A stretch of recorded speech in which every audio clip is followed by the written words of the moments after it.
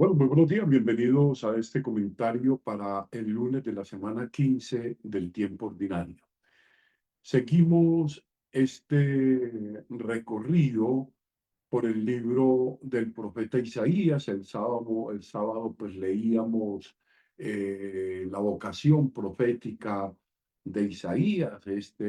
Aquí estoy, envíame, ¿no?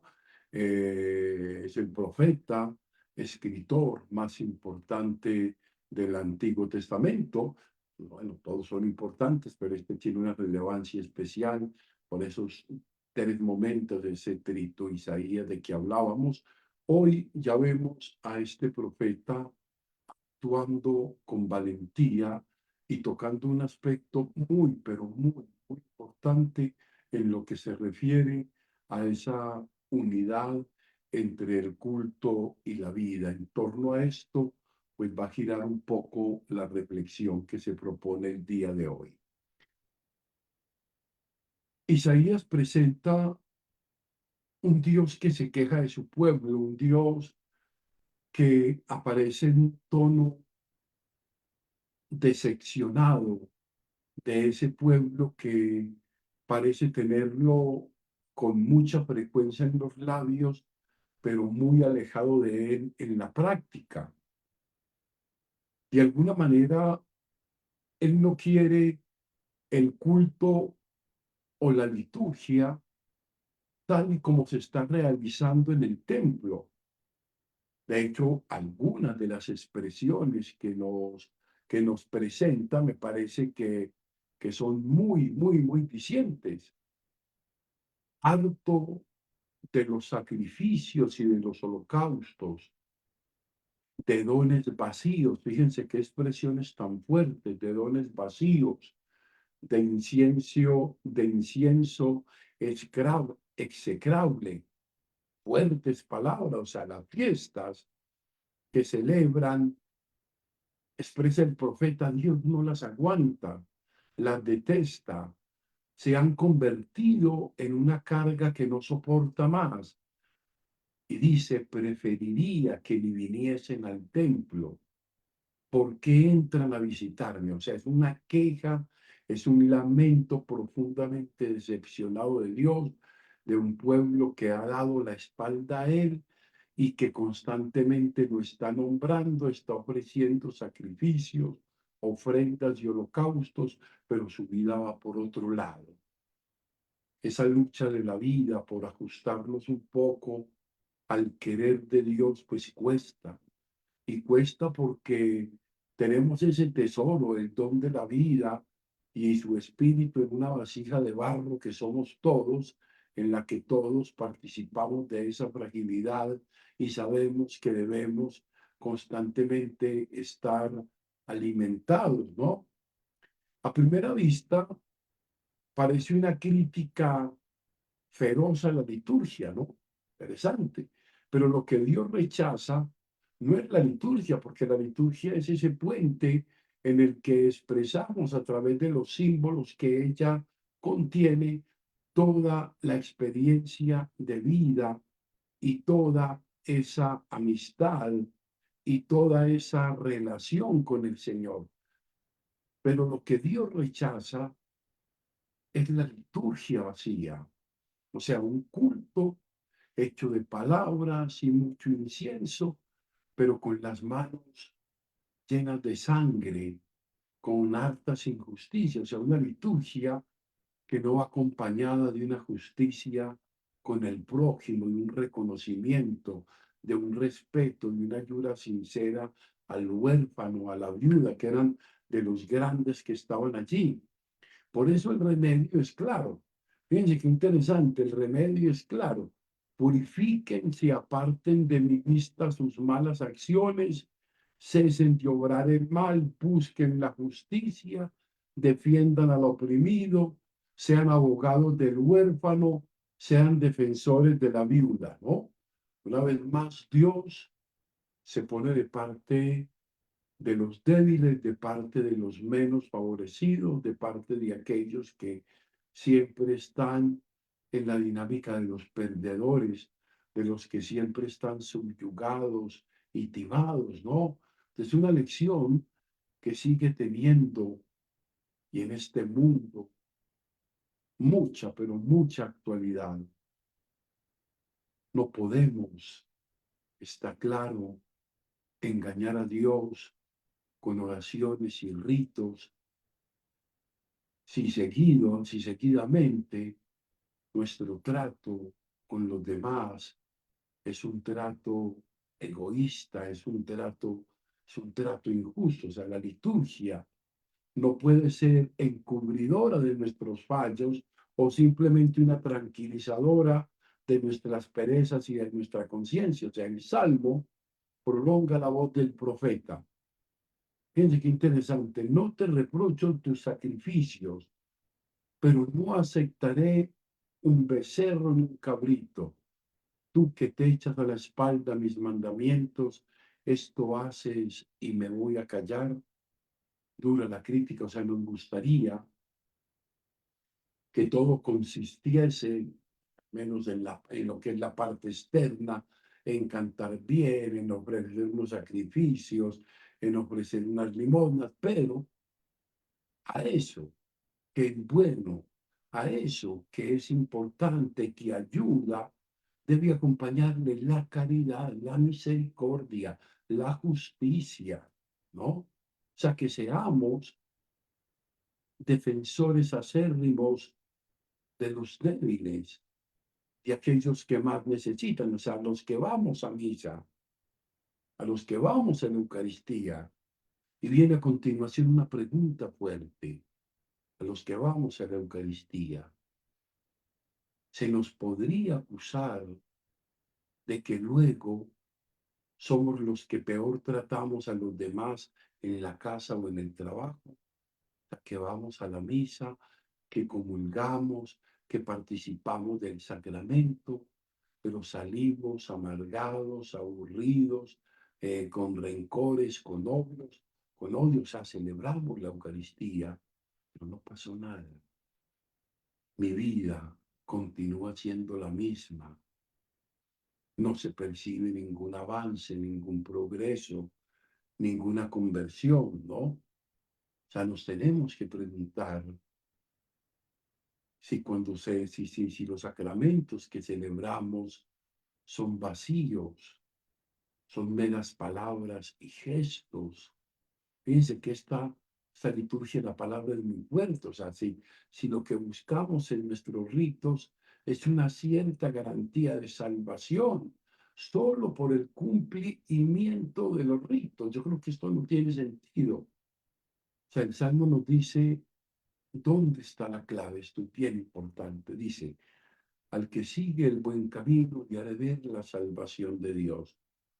Los cristianos tenemos muy claro cuál es la dirección, cuál es el camino que debemos hacer para ese encuentro con el Padre y cumplir su voluntad.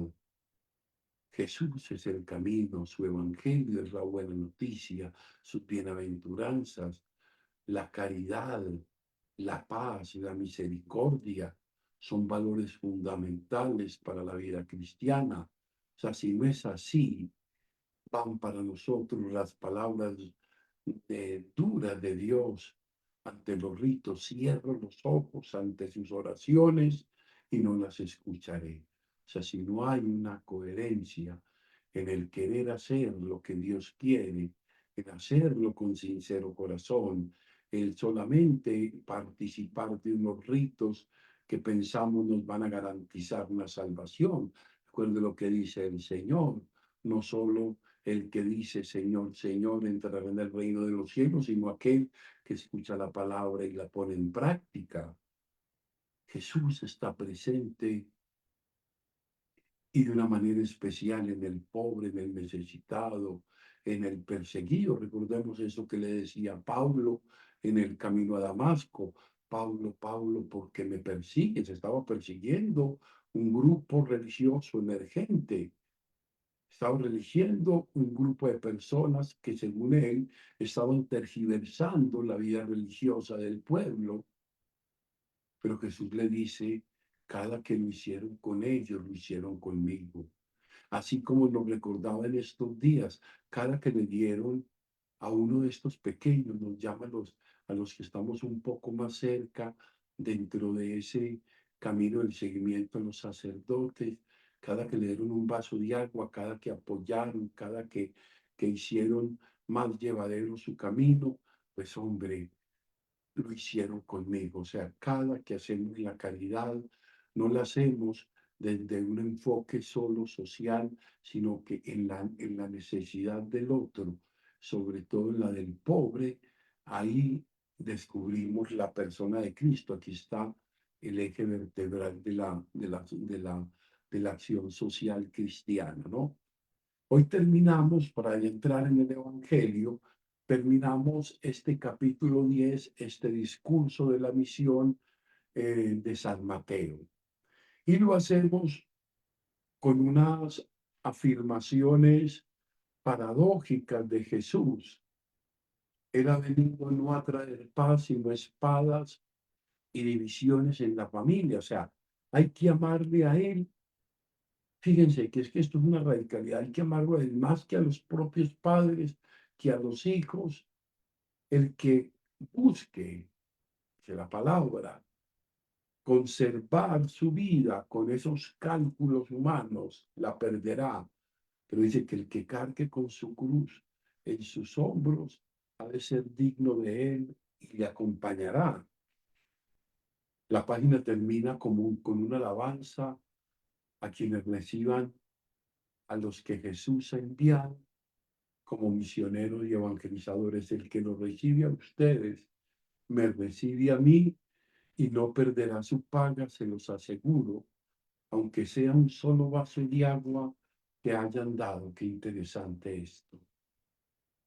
Ciertamente aquí Jesús no se les dice de las recomendaciones que ha hecho, ni de las bienaventuranzas en las que ensalza a los pacíficos, a los misericordiosos, ni del mandamiento de amar, ni el cuarto mandamiento, amar padre y madre. No, Señor, Jesús no va queriendo decir eso. O sea, lo que está afirmando es que seguirle a él comporta una cierta violencia, o sea, espada, división en la familia, opciones radicales, renuncia a cosas que apreciábamos para seguir otras que valen más, opciones preferenciales. O sea, no es que él quiera dividir, pero los creyentes, su fe les va a acarrear con mucha frecuencia, incomprensión, contrastes con otro miembro de la familia o del grupo de amigos, ¿no?